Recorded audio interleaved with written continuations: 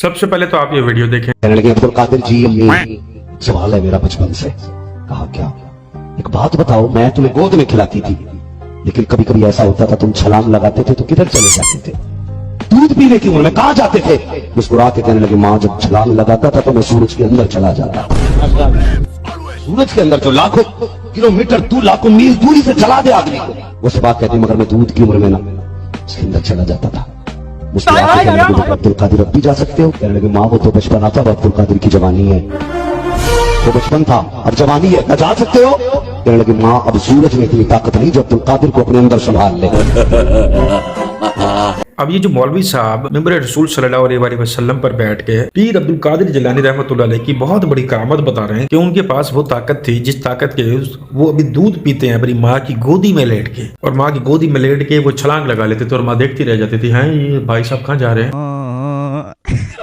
تو بھائی صاحب چلے جاتے تھے سورج کے اندر چھپنے کے لیے۔ یہ تو وہ کرامتیں بتاتے ہیں جو کہ معجزات سے بھی نیکسٹ لیول کے ہیں۔ اب نبی پاک صلی اللہ علیہ وسلم چاند کے 2 ٹکڑے کر رہے ہیں اور ان کے امتی کے پاس یہ طاقت ہے کہ وہ سورج کے اندر چھپ رہے ہیں، وہ بھی ایک پیدا ہوتا بچہ، اور اب سورج کے اندر وہ طاقت نہیں کہ میں اس میں سما سکوں یا وہ مجھ میں سما سکے۔ تو اس مولوی سے یا اس طرح کے مولویوں سے لوگ پوچھیں کہ تم نبی پاک صلی اللہ علیہ وسلم پر ایمان رکھتے ہو؟ وہ کہیں گے بالکل لا الہ الا اللہ محمد رسول اللہ۔ پھر آپ ان سے پوچھیں کہ جب نبی پاک صلی اللہ علیہ وسلم کے پاس یہ طاقت نہیں تھی کہ وہ سورج چاند میں چھپ جاتے، یا جب کسی صحابی کے پاس یہ طاقت نہیں تھی، ایک عام امتی کے پاس پیدا ہوتا بچہ، اس کے پاس اتنی طاقت کہاں سے آ سکتی ہے؟ کون سی حدیث ہے، کون سی قرآن کی کوئی آیت ہے؟ لال بدخشانی کہتے ہیں میں کئی سال تک مستقل تسبیح پہ تسبیح پڑھتا رہا، یا شیخ عبد القادر جیلانی شنگن اللہ، یا شیخ عبد القادر، اللہ معافی دے، توبہ توبہ توبہ۔ اتنا یاد رہے کہ آپ پر غوث پاک کی نظر ہے، آپ اتنے خوش قسمت ہیں کہ آپ غوث پاک کی نگاہ میں ہیں، آپ کو حضور غوث پاک دیکھ رہے ہیں۔ اے دیکھ لو۔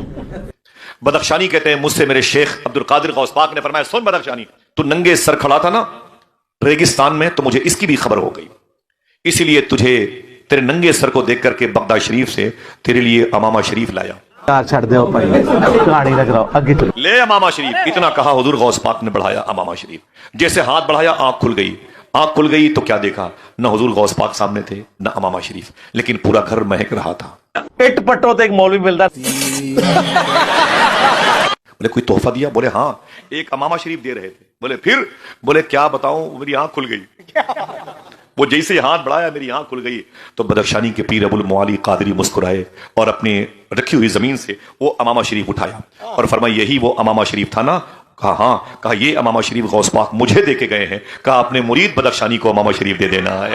نہیں، خود یہ امامہ شریف غوث پاک کو اس شانی مرید کو دیتے ہوئے کیا ہوتا تھا؟ دے سکتے تھے خود بھی، جب مطلب اتنا انہوں نے سفر طے کر لیا، جب وہ ریگستان میں آئے ان کو امامہ شریف دیا، آنکھ کھلنے کے بعد اس کا پورا گھر جو ہے وہ اس خوشبو سے مہک رہا تھا جو پیر عبد القادر جیلانی رحمۃ اللہ علیہ کے جسم، بدن، کپڑوں اور پتہ نہیں کہاں سے آ رہی تھی۔ تو پھر وہ امامہ شریف اس کے پیر کو کیوں دے؟ وہ بھی رکھتے جاتے، چوس مارتے ہو تو پوری تو مارا کرو، بیچ میں 1-2 لوگ اور ایڈ مزید کیوں کرتے ہو؟ بات تو صحیح ہے۔ اور اگر تمہارے پیر عبد القادر جیلانی اتنا ہی رحم کرنے والے ہیں کہ ان کا سایہ، ان کا ہاتھ، ان کی شفقت، جو بھی ان کی چیز تم لوگوں کو پسند ہے جو مستقل تمہارے سر پر اور پتہ نہیں کہاں منڈلاتی رہتی ہے، تو پھر جب یہ تم بکواس کر رہے ہو اور لوگ تمہیں پیسے دے رہے ہیں تو وہ پیسے تم کیوں لے رہے ہو؟ ایک کام کرو نا، ان کو کہو کہ ہمارے گھر میں کوئی گندا سا کوئی روڑا بٹا پڑا ہو نا، اس کو سونے کا بنا دیں، ہماری گھر کی دیوار سونے کی بنا دیں تاکہ ہمارے معاملات اچھے ہو سکے اور ہم ان بھولے لوگوں سے پیسے نہ لے سکیں۔ یا ایک اور بات، اگر یہ جتنے بھی مرید بیٹھے ہیں یہ تمام کے تمام انہی کے پیروں کی تصویریں چھپوا کے نوٹوں پر لگوا کے ان کو دے دیں، یہ لے لیں گے؟ ان کی سانس پھولنے لگ جائے گی، آخر سانس جس طرح ایک انسان کا اکھڑ رہا ہوتا ہے نا، اس طرح سے ان کی حالت ہو جائے گی، پاگلوں کی طرح سے۔ بابا جی داتا علی حجویری اثر دی نماز پڑھ کے تے راوی دے دریا تے آ کے بیٹھ جاندے سن، داتا صاحب بیٹھے نے تصویر لے کے اللہ اللہ کرتے ہوندے سن، ٹھیک ہے سمجھ گیا۔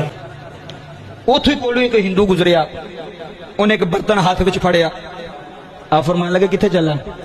کہندا میں اپنے خدا نو چوری کھلان چلا، اج مینوں بھی لے جا۔ انہیں کہا بابا چل چلیے، آپ باہر کھلو کے فرمان لگے جا۔ انہیں جا کے سجدہ سجدہ پوجا کیتی، اگے رکھی چوری، کہندا کھا لو۔ کتھے کھاوے؟ باہر آ گیا، آپ فرمان نے کھا لئی سو؟ آندا بابا کوئی نہیں سکھا دی۔ کہنے لگے چل ہم میرے نال کیوں نہیں کھاندا؟ چلو چلو چلو چل میرے نال۔ جدو خواجہ صاحب اندر گئے نا داتا صاحب چمک پھاڑ کے نہ کہندے نے کھاندا کیوں نہیں؟ اور بولو تو صحیح۔ مینیاں روزانہ آ کے رکھ کے جاندہ کھاندا کیوں نہیں؟ جلدی کر کھا لے۔ انہیں بابا جی چوری چکی تے موج سارا برتن خالی کیتا۔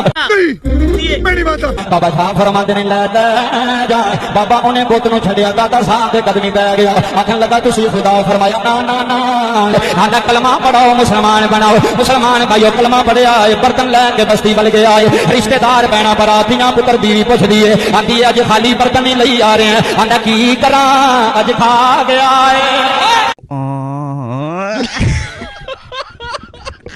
अब ये वीडियो देखने के बाद सच्ची सच्ची बताना है कितने लोग हैं ऐसे जिन्होंने इस तरह के वाकयात को पहले सुन रखा अपने बचपन में या अपनी जवानी में सुना हुआ है। और वो वाकया था पीर मोइनुद्दीन हसन अजमेर शरीफ वाले। वो भगवान लड्डू खाओ, भगवान लड्डू क्यों नहीं खाते, तो पीर साहब वहां पे बैठे थे, उन्होंने कहा कि ये वाकया आपने सुना होगा, यकीनन सुना होगा। लेकिन अब कुछ सालों के बाद वाकये की जो डायरेक्शन थी, जगह थी, वो प्रोटोकॉल पैटर्न भी चेंज हो गया। दूसरी बात, ये जो आपको चीजें बताते हैं ना, ये सुर डाल के बीच में और वो आप पर वो रिक्कतदारी करते हैं, इसका मकसद सिर्फ इतना होता है कि आप ख्वाजा साहब और जितने बड़े पीर इन्होंने बनाए हुए हैं उनके सजदों में मतलब गिर जाओ, उनको चूमो चाटो और इन लोगों को बुलवाओ कि हम आपको लाखों देते हैं, हजारों लाखों देते हैं, आप हमें उनके वाकयात सुने ताकि हम अश्कबार हो सके। और इन चीजों को मिलाद कर नाम देते हैं। और यही मुसलमान होने का सबसे बड़ा अकीदा है इनकी नजर में कि बस ये काम कर लो, आप फोत हो जाओगे तो आप जन्नती हो। वही बुजुर्ग जिनके लिए आप रो रहे हो वही आपको आके बख्शवा लेंगे। ये सिर्फ पैसे की माया और कुछ भी नहीं है। दतियों के यहाँ कोई भी कब्र बना दो ना ऊंची करके, एक झंडा लगा दो, तो अब अंदर कौन है क्या है इससे गरज नहीं है। एक साहब ने मुझे यहां तक बताया एक मजार है जिसमें गधा दफन है और एक मुजाविर बैठा वहां पे एक झंडे लगा के और दनादन कवालियां चल रही हैं और किसी को नहीं पता भाई ये कोई दामत बरकातुम नहीं है, ये गधा दफन है यहाँ पे। वो गधा भी बोलता होगा यार इतना प्रोटोकॉल मुझे जिंदगी में नहीं मिला। हकीकत है। तो मैंने उससे कहा, मेरा दिल चाह रहा था मैं उससे कहूं कि अंदर गधा दफन हो या ना हो, बाहर जितने हैं वो सारे गधे हैं, इसमें कोई शुबा नहीं है। वो तो बेचारा फिजिकली गधा था ना, और ये रूहानी गधे हैं जो मजारों में बैठ के ये हरकतें कर रहे हैं। हिचकी क्यों आती है और इसको रोकने का कोई वजीफा है? हिचकी आती हो तो 2 लौंग मुंह में डालकर इनका रस चूसिए, इंशाअल्लाह हिचकी फौरन बंद हो जाएगी। नंबर 2, थोड़ी सी हल्दी या थोड़ा सा जीरा पानी के साथ फाँक लीजिए, जैसा टेबलेट उतारते हैं। नंबर 3, मूली या गन्ने का रस पी लीजिए। क्या बात है सर, क्या बात है सर, क्या बात, ये बात है। फिर के आ रहे नहीं असी अहले सुन्नत व जमात। और ये भी सुने बस वो धोबी के कुत्ते बनते हैं, ना घर के रहते हैं ना घाट के रहते हैं। जमात सुना पेट्रोल में बरकत का रूहानी इलाज सूरतुल कौसर 7 बार पढ़कर पेट्रोल की टंकी पर दम कर दे, इंशाअल्लाह अज़्ज़ा पेट्रोल में बरकत होगी। मदीना 30% समझो के 300 रुपए का पेट्रोल की क्या जरूरत पड़ेगी, दम करके तो 200 रुपए का पेट्रोल से कम